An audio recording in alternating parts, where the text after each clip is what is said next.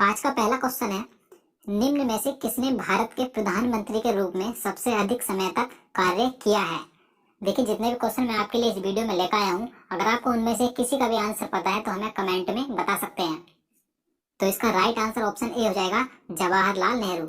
सबसे अधिक समय तक जो कार्य किया है प्रधानमंत्री के रूप में, आपको ध्यान रखना है, पंडित जवाहरलाल नेहरू ने किया है, कि भारत के प्रथम प्रधानमंत्री थे और ये लगातार 2 बार प्रधानमंत्री बने हैं। आपको ध्यान रखना है। और अगर हम बात करें सबसे कम कार्यकाल की, तो आपको ध्यान रखना है, सबसे कम कार्यकाल अटल बिहारी वाजपेयी जी का रहा है। तो आपको ये सभी ध्यान रखना है। नेक्स्ट क्वेश्चन देखते हैं। क्वेश्चन नंबर 2 है, पुष्कर मेला कहाँ आयोजित किया जाता है। राइट आंसर ऑप्शन डी हो जाएगा, राजस्थान। आपको ध्यान रखना है, ये जो पुष्कर मेला है राजस्थान में लगता है और यह प्रत्येक वर्ष कार्तिक पूर्णिमा को लगता है और यहाँ पर हजारों लोग आते हैं और पुष्कर झील में आकर स्नान करते हैं। तो आपको ध्यान रखना है, यहाँ पर ये जो पुष्कर मेला लगता है, यहाँ पर कौन सी झील है, पुष्कर झील है। आपको ध्यान रखना है। नेक्स्ट क्वेश्चन देखते हैं। नूरजहां किस मुगल सम्राट की पत्नी थी। राइट आंसर ऑप्शन सी हो जाएगा, जहांगीर। आपको ध्यान रखना है, जहांगीर की पत्नी थी नूरजहां। देखिए, जो नूरजहां का मूल नाम था मेहरुनिसा था। विवाह के पश्चात जहांगीर ने इनको नूर महल और नूरजहां की उपाधि दी थी। तो आपको ध्यान रखना है। क्वेश्चन नंबर 4 है, प्लासी का युद्ध किस वर्ष लड़ा गया था।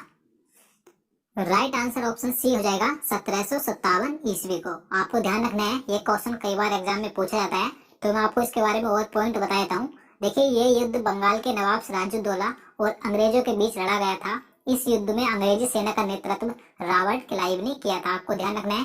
और देखिए, बंगाल का नवाब सिराजुद्दौला इस युद्ध में हार गया था, क्योंकि इसकी जो हार का कारण था, इसका सेनापति था। इसका जो सेनापति था मीर जाफर, उसने सिराजुद्दौला को धोखा दिया था, क्योंकि वह अंग्रेजों से मिल गया था। अंग्रेजों ने इसे लालच दिया था कि हम तुझे बंगाल का नवाब बना देंगे। इसी कारण से मीर जाफर ने सिराजुद्दौला को धोखा दिया और सिराजुद्दौला इस युद्ध में हार गया।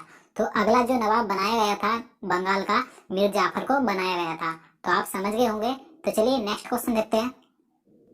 क्वेश्चन नंबर 5 है, राष्ट्रीय मानवाधिकार आयोग का मुख्यालय कहाँ स्थित है।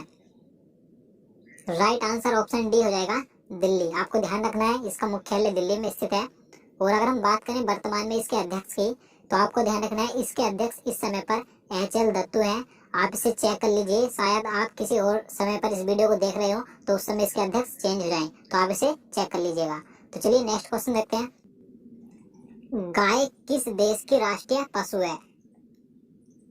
राइट आंसर ऑप्शन ए हो जाएगा, नेपाल। आपको ध्यान रखना है, जो काऊ है यानी कि गाय, ये नेपाल देश की राष्ट्रीय पशु है।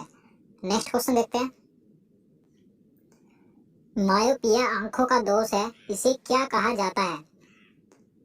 राइट आंसर ऑप्शन बी हो जाएगा, निकट दृष्टि दोष। मैं आपको पहले भी इस क्वेश्चन के बारे में बता चुका हूँ। आपको ध्यान रखना है, निकट दृष्टि दोष को मायोपिया भी बोला जाता है। नेक्स्ट क्वेश्चन देखते हैं। क्वेश्चन नंबर 8 है, भारत और पाकिस्तान के बीच कौन सी रेखा है। राइट आंसर ऑप्शन बी हो जाएगा, रेड क्लिफ रेखा। आपको ध्यान रखना है। देखिए, इस रेखा का निर्धारण 1947 में सर साइरिल रैडक्लिफ के द्वारा किया गया था, इसीलिए इसका नाम रैडक्लिफ रेखा रखा गया था। और अगर हम बात करें डूरंड रेखा की, ये पाकिस्तान और अफगानिस्तान के बीच है। आपको ध्यान रखना है। और जो मैक-मोहन रेखा है, ये भारत और चीन के बीच है। तो आपको ये तीनों ध्यान रखनी है, कई बार एग्जाम में पूछ ली जाती है। भारतीय संविधान के किस अनुच्छेद में धन विधेयक को परिभाषित किया गया है। राइट आंसर ऑप्शन बी हो जाएगा, अनुच्छेद 110। आपको ध्यान रखना है, धन विधेयक को अनुच्छेद 110 में रखा गया है। और अगर हम बात करें वित्त विधेयक की, तो वित्त विधेयक को अनुच्छेद 117 में रखा गया है। तो आपको दोनों ध्यान रखने हैं। नेक्स्ट क्वेश्चन देखते हैं। क्वेश्चन नंबर 10 है, विटामिन B3 की कमी से कौन सा रोग होता है। राइट आंसर ऑप्शन बी हो जाएगा, पेलाग्रा रोग। आपको ध्यान रखना है। और इसका रासायनिक नाम निकोटीनिक अम्ल होता है। आपको ये भी ध्यान रखना है। और देखिए, जितने भी विटामिन है उनके रासायनिक नाम और उनकी कमी से होने वाले रोग अगर आपको देखने हैं, तो मैं इस वीडियो को डिस्क्रिप्शन में नीचे लिंक दे दूंगा, आप वहां से उस वीडियो को देख सकते हैं। ये विटामिन का जो टॉपिक है काफी महत्वपूर्ण है, क्योंकि एग्जाम में क्वेश्चन यहाँ से देखने को मिलते हैं। तो आप उस वीडियो को जरूर देखिएगा। चलिए नेक्स्ट क्वेश्चन देखते हैं। विश्व की सबसे लंबी पर्वत श्रेणी कौन सी है। राइट आंसर ऑप्शन सी हो जाएगा, एंडीज पर्वत श्रेणी। ये विश्व की सबसे लंबी पर्वत श्रृंखला है। आपको ध्यान रखना है। और देखिए, इसकी जो लंबाई है लगभग 7000 किलोमीटर इस श्रेणी की, पर्वत श्रेणी की लंबाई है। और देखिए इस पर्वत श्रृंखला में एक मरुस्थल भी स्थित है जिसका नाम अटकामा मरुस्थल है। ये चिली देश में पड़ता है। और देखिए आपको यहाँ से एक पॉइंट और ध्यान रखना है, इस पर्वत श्रेणी से एक नदी निकलती है जिसका नाम अमेजन नदी है। तो आपको ये सभी पॉइंट ध्यान रखने हैं। नेक्स्ट क्वेश्चन देखते हैं। क्वेश्चन नंबर 12 है, संतोष ट्रॉफी किस खेल से संबंधित है? राइट आंसर ऑप्शन डी हो जाएगा फुटबॉल। आप सभी को पता होगा, काफी आसान क्वेश्चन है। और देखिए फुटबॉल में कितने खिलाड़ी होते हैं? 11 खिलाड़ी होते हैं, आप सभी को पता भी होगा। नेक्स्ट क्वेश्चन देखते हैं। हृदय की बीमारी को किसके द्वारा पहचाना जाता है? राइट आंसर ऑप्शन ए हो जाएगा ईसीजी। इसका पूरा नाम इलेक्ट्रोकार्डियोग्राम होता है, आपको ध्यान रखना है। इसका प्रयोग हृदय की बीमारी को पहचानने के लिए किया जाता है। नेक्स्ट क्वेश्चन देखते हैं। मस्तिष्क की बीमारी को किसके द्वारा पहचाना जाता है? सही आंसर ऑप्शन सी हो जाएगा ईईजी। इसका पूरा नाम इलेक्ट्रोइंसेफेलोग्राम होता है, आपको ध्यान रखना है। ये मस्तिष्क की बीमारी को पहचानने के लिए काम में लाया जाता है। नेक्स्ट क्वेश्चन देखते हैं। किस देश के साथ भारत की सबसे लंबी अंतर्राष्ट्रीय सीमा लगी हुई है? सही आंसर ऑप्शन डी हो जाएगा बांग्लादेश। आपको ध्यान रखना है, बांग्लादेश देश के साथ भारत की सबसे लंबी अंतर्राष्ट्रीय सीमा लगी हुई है। इसकी लंबाई लगभग 4096 किलोमीटर है, आपको ध्यान रखना है। और अगर हम बात करें सबसे कम सीमा की किस देश के साथ है, तो आपको ध्यान रखना है अफगानिस्तान। इसकी लंबाई लगभग 106 किलोमीटर है, आपको ये भी ध्यान रखना है। नेक्स्ट क्वेश्चन देखते हैं। क्वेश्चन नंबर 16 है, पाक जल संधि किन दो देशों के बीच है? सही आंसर ऑप्शन सी हो जाएगा भारत और श्रीलंका। देखिए कुछ लोग इसका आंसर गलत लगा देते हैं, भारत और पाकिस्तान लगा देते हैं यहाँ पर पाक जल संधि देखकर, लेकिन आपको ध्यान रखना है भारत और श्रीलंका के बीच है। और देखिए आपको यहाँ से एक पॉइंट और ध्यान रखना है, अगर आपसे एग्जाम में यहाँ पर पाक जल संधि ना देकर पाक जल डमरू मध्य दे दे तो आपको इसमें कंफ्यूज नहीं होना है, क्योंकि जल संधि को ही जल डमरू मध्य कहा जाता है। चलिए नेक्स्ट क्वेश्चन देखते हैं। क्वेश्चन नंबर यहाँ पर 18 है, यहाँ पर लिखने में मिस्टेक हो गया, यहाँ पर 17 होता। पनामा नहर निम्नलिखित में से किन दो महासागरों को जोड़ती है? राइट आंसर ऑप्शन ए हो जाएगा प्रशांत महासागर तथा अंध महासागर। आपको ध्यान रखना है, पनामा नहर इन दो महासागरों को आपस में जोड़ती है। और देखिए आपको यहाँ से एक पॉइंट और ध्यान रखना है, जो अंध महासागर है इसे अटलांटिक महासागर कहा जाता है। तो आपको इसमें कंफ्यूज नहीं होना है कि आपको एग्जाम में अटलांटिक महासागर दे दे और यहाँ पर अंध महासागर है, तो आपको दोनों ध्यान रखने हैं, दोनों सेम ही है। नेक्स्ट क्वेश्चन देखते हैं। विश्व का सबसे बड़ा द्वीप कौन सा है?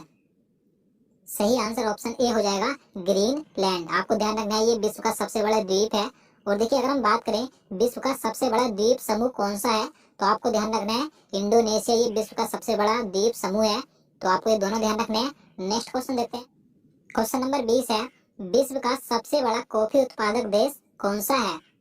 सही आंसर ऑप्शन डी हो जाएगा ब्राजील। ये विश्व का सबसे बड़ा कॉफी उत्पादक देश है, आपको ध्यान रखना है। चलिए अगला क्वेश्चन देखते हैं। अंतर्राष्ट्रीय तिथि किस महासागर के बीच से होकर गुजरती है? सही आंसर ऑप्शन डी हो जाएगा प्रशांत महासागर। प्रशांत महासागर से होकर गुजरती है अंतर्राष्ट्रीय तिथि रेखा। देखिए 180 देशांतर काल्पनिक रेखा को ही अंतर्राष्ट्रीय तिथि रेखा कहा जाता है, आपको ये ध्यान रखना है। अगला क्वेश्चन देखते हैं। कालाहारी मरुस्थल किस देश में स्थित है? सही आंसर ऑप्शन सी हो जाएगा बोत्सवाना। आपको ध्यान रखना है, इस देश में स्थित है कालाहारी मरुस्थल। अगला क्वेश्चन देखते हैं। ब्रिक्स में जुड़ने वाला 5वां देश कौन सा है? राइट आंसर ऑप्शन सी हो जाएगा दक्षिण अफ्रीका। आपको ध्यान रखना है, ये 5वां देश था ब्रिक्स में जुड़ने वाला। देखिए इससे पहले ब्रिक्स ब्रिक के नाम से जाना जाता था, यानी कि इसमें 4 देश शामिल थे। जब 5वां देश जुड़ा दक्षिण अफ्रीका तो 5 देश हो गए। तो आपको ध्यान रखना है इसमें 5 देश कौन से हैं। यहाँ पर बी से है ब्राजील, आर से है रसिया यानी कि रूस, और यहाँ पर आई से है इंडिया, सी से है चाइना, और एस से है यहाँ पर 5वां देश दक्षिण अफ्रीका। तो आपको ये पांचों ध्यान रखने हैं। और देखिए 2018 में इसका 10वां सम्मेलन हुआ है दक्षिण अफ्रीका के जोहान्सबर्ग में, आपको ध्यान रखना है। नेक्स्ट क्वेश्चन देखते हैं। क्वेश्चन नंबर 24 है, पृथ्वी के सबसे आंतरिक परत को क्या कहा जाता है? राइट आंसर ऑप्शन डी हो जाएगा कोर। यानी कि पृथ्वी की सबसे आंतरिक यानी कि सबसे नीचे की जो परत होती है उसे कोर कहा जाता है।